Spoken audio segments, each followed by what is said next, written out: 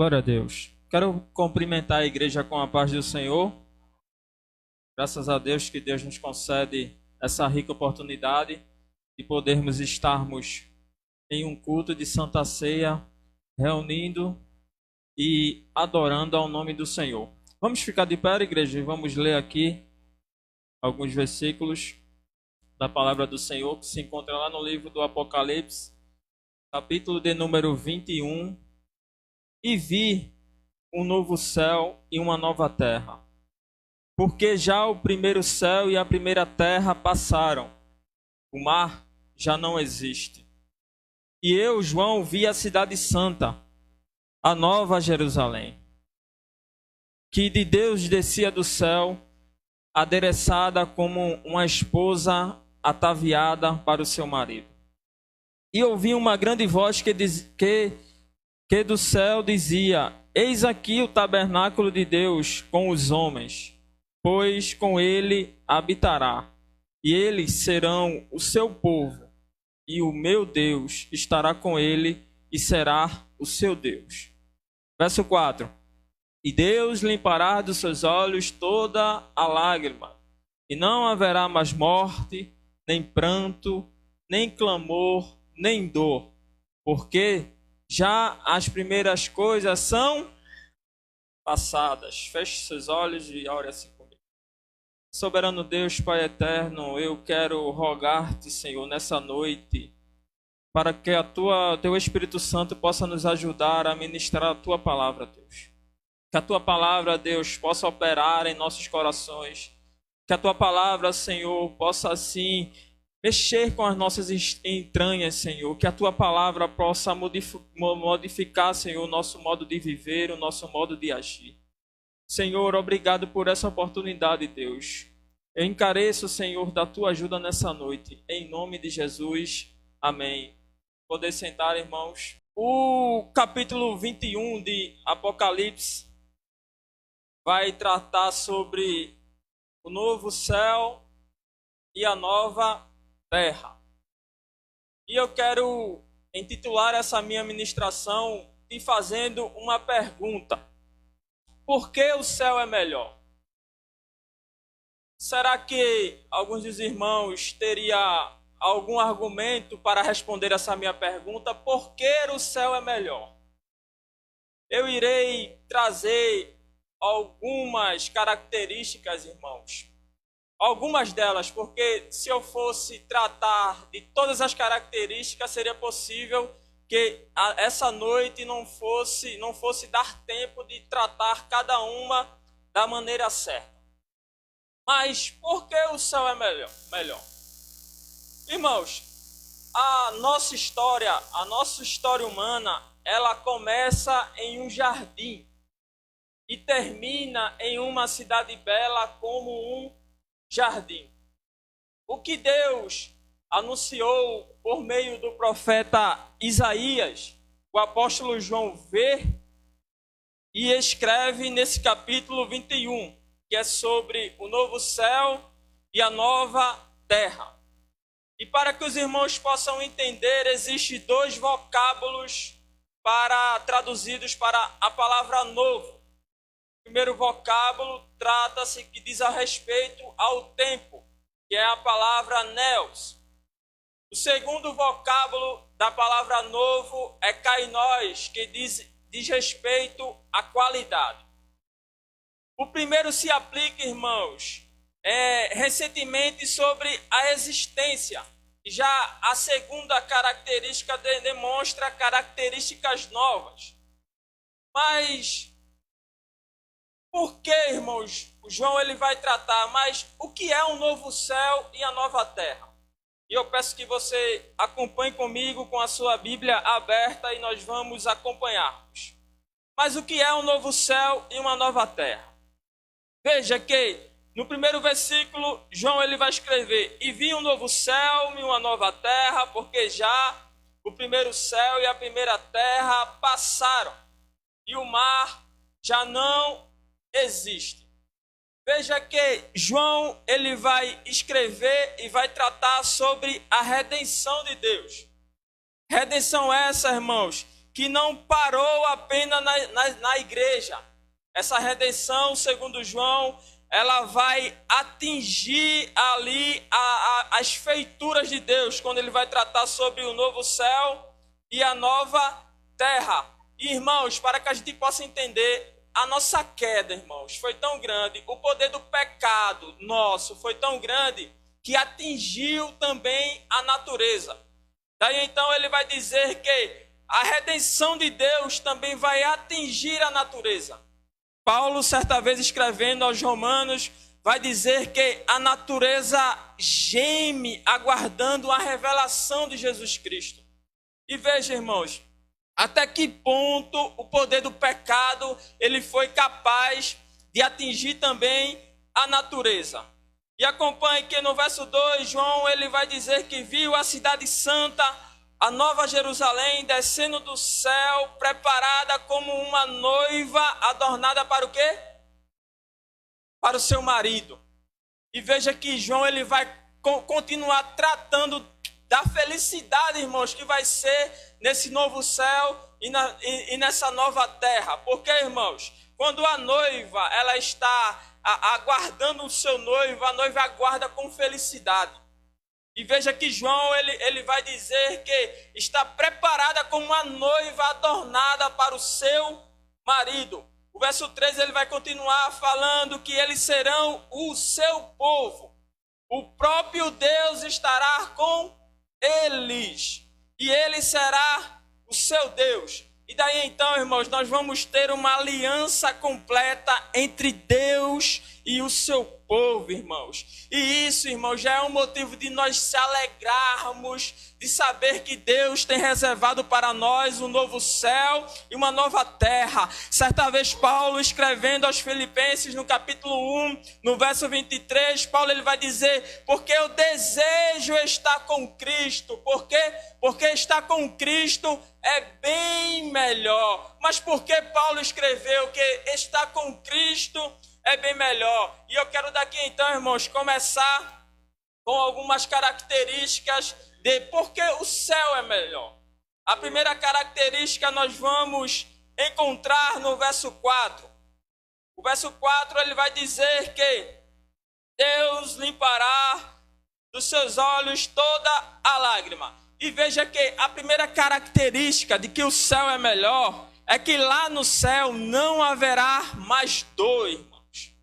Um famoso pregador do século XX, ele disse que o céu é um lugar preparado para aqueles que foram preparados para estar com ele.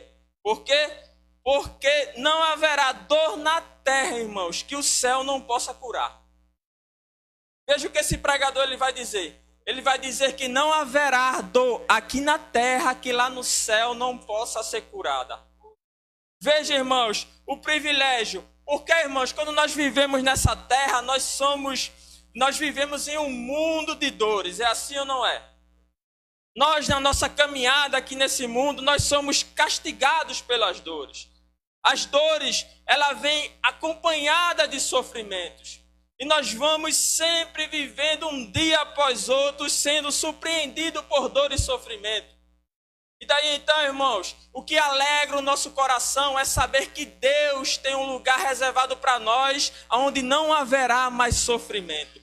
Lá no céu não haverá mais dor, não haverá mais sofrimento. Lá no céu, veja o que a Bíblia diz, que não haverá mais lágrima, porque Deus enxugará do nosso rosto toda a lágrimas, irmãos. E as lágrimas, irmãos, que muitas das vezes nós chegamos nesse mundo chorando. Muitas das vezes nós partimos desse mundo também em lágrimas através da dor. E veja, irmãos, o que Deus tem reservado para nós. Veja o que Deus tem guardado para nós, porque quando nós chegarmos lá no céu, irmãos, não haverá mais dor, não haverá mais lágrimas. Lágrimas que o próprio Cristo teve que enfrentar quando ficou sabendo da morte de Lázaro. Lágrimas, irmãos, que nos acompanha diariamente. Lágrimas que muitas das vezes nós somos surpreendidos com aquela notícia ruim, que nós derramamos lágrimas. E nós temos que entender, irmãos, que lá no céu toda lágrima cessará. Aqui nós somos castigados pela dor e pela lágrima. Mas lá no céu nós não seremos mais castigados. Nós não haveremos de passar por lágrimas. E Jesus alertando os seus discípulos perto da sua partida, no livro de João, capítulo 16, no verso 16, Jesus sabendo que os seus discípulos iriam ficar tristes com a sua partida, Jesus vai alegrar o coração dos seus discípulos. Por quê? Porque Jesus vai dizer que através do seu sacrifício, ele iria transformar a lágrima dele em alegria, irmãos. E foi através do seu sacrifício na cruz que ele nos deu livre acesso, irmãos, para chegarmos na cidade santa, na cidade celestial. E eu e você, irmãos, já estamos com os nossos lugares reservados lá, irmãos.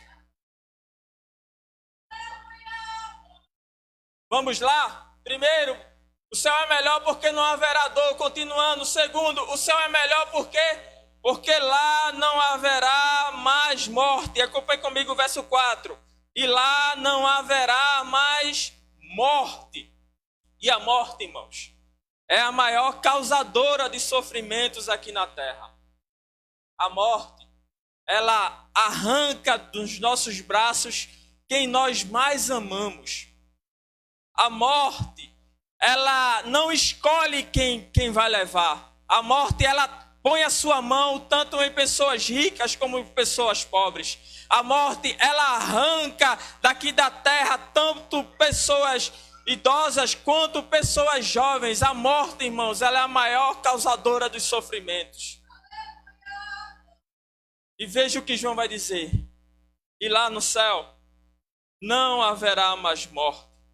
Na terra, é comum a gente ver entes queridos, amigos, parentes sendo tragados pela morte. Mas lá no céu, irmãos, não haverá mais isso. Lá no céu, quando a gente chegar lá no céu, não haverá mais morte. Aqui, nós costumamos ir para funerais tristes ao ver a morte tragar. Mas ele diz que lá no céu não haverá mais morte.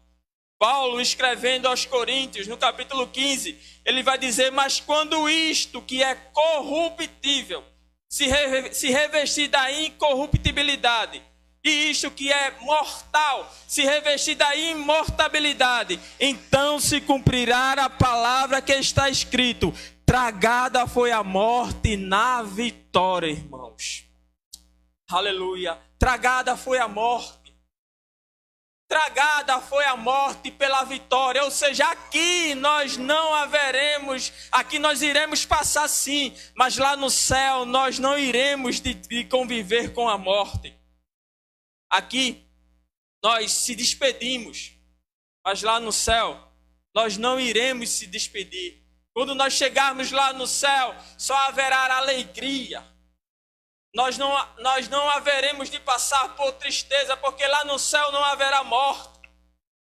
E vamos lá, a terceira opção, terceira convicção é que lá no céu não haverá mais pecado. Certa vez, irmãos, um grande escritor chamado John MacArthur, ele foi indagado e nessa indagação fizeram uma pergunta a ele. E disseram: John, o que te agrada mais no céu? E daí então ele vai responder: o que agrada no céu não são as ruas de ouro. O que agrada no céu não são os portões de pérola. O que me agrada do céu é que lá não haverá mais pecado. E você já imaginou, irmãos, estar lá no céu livre do pecado? Por que eu falo isso? Porque o pecado, irmãos, é aquilo que faz a separação entre nós e Deus. O pecado é justamente aquilo que nos atrapalha de nós termos uma comunhão melhor com Deus. O pecado tem sido um opróbrio em nossas vidas. E veja que lá no céu não haverá mais pecado, como está escrito no verso 27. Lá no céu não entrará nada impuro. Lá no céu, irmãos, nosso espírito será aperfeiçoado. E lá no céu não entrará impureza. Muitas das vezes nós chegamos aqui na casa do Senhor e estamos sentindo desejos, sentimentos, coisas impuras que atrapalham de nós cultuarmos a Deus. Mas quando nós chegarmos lá no céu, não haverá mais isso. Nós estaremos livres de todo o pecado. E nessa noite de Santa Ceia, eu quero te dizer que nós devemos almejar, irmãos, estar no céu.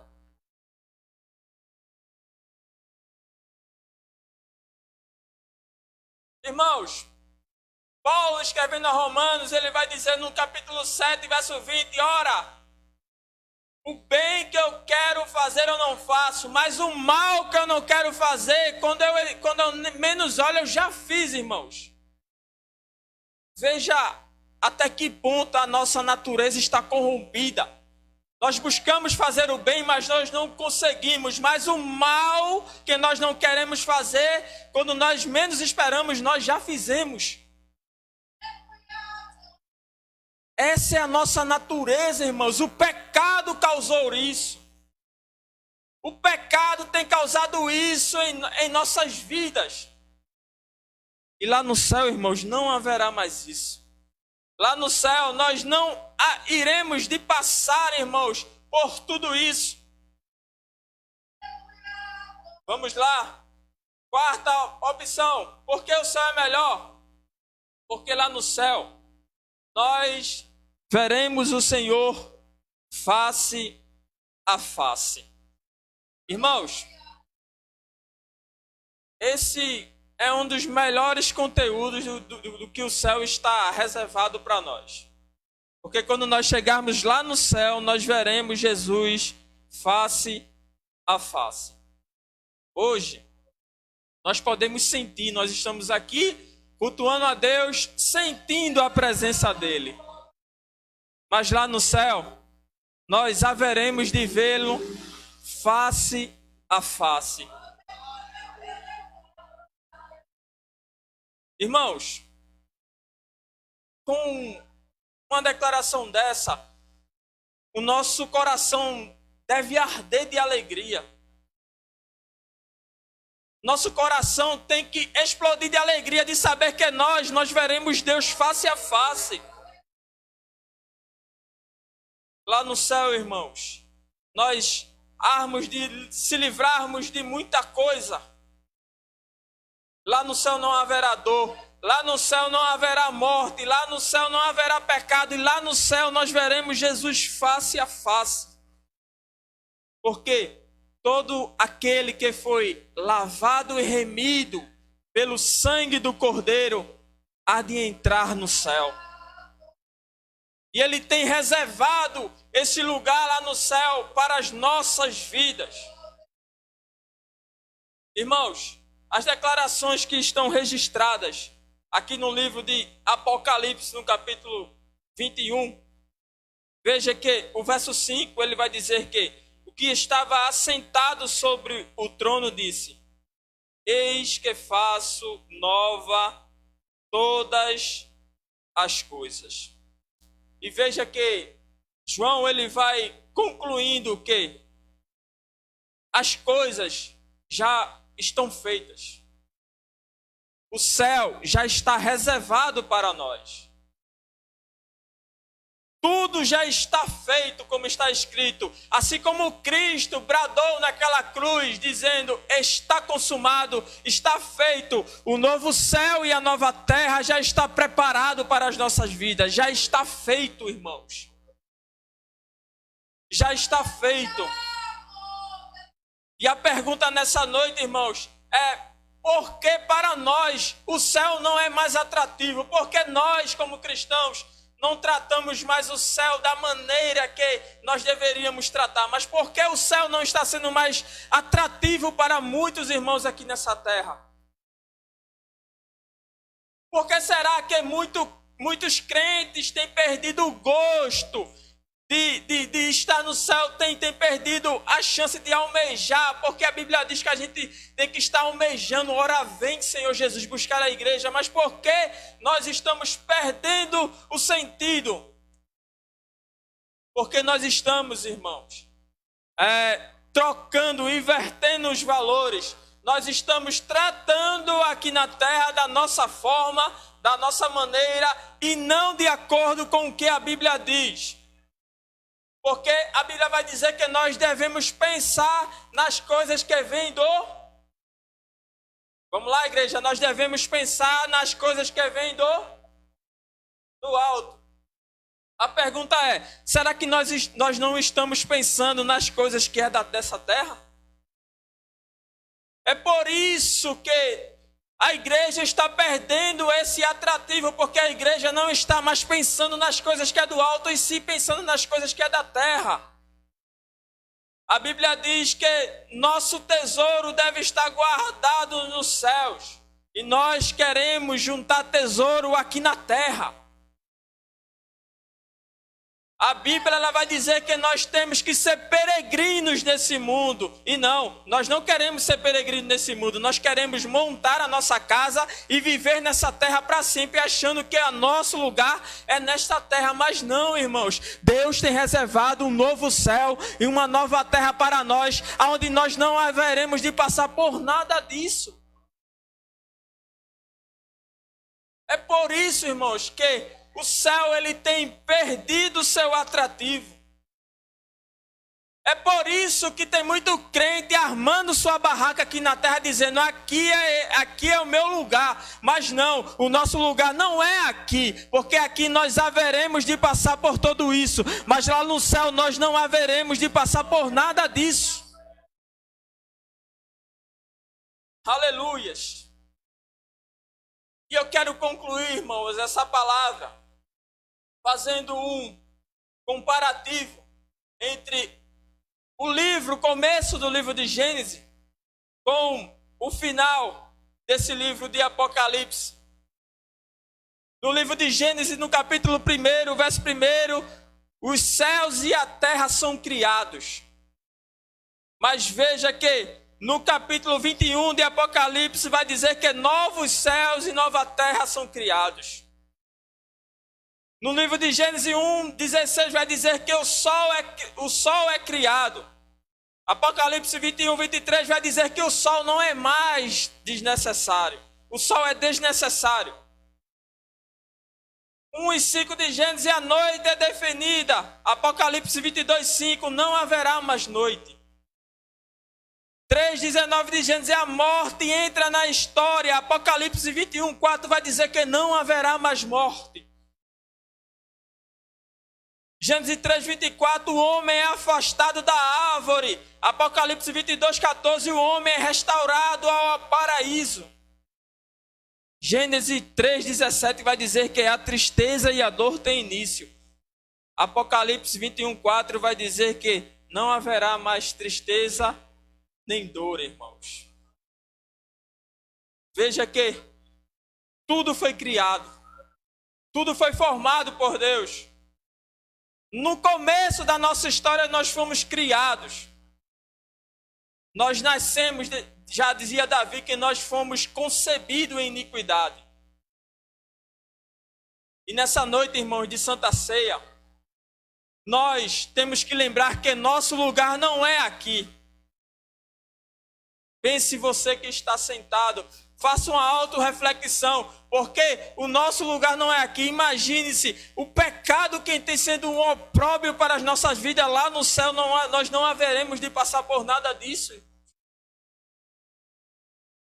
E nessa noite a gente possa fazer uma autoanálise, sabendo que Deus tem reservado um lugar especial para nós, em um lugar onde não haverá mais esses tipos de sofrimentos que nós passamos aqui. Irmãos, é motivo de alegria. É motivo de alegria nós passarmos por tudo isso. Porque lá no céu, o nosso nome já está escrito no livro da vida. Aleluia. E naquele grande dia, nós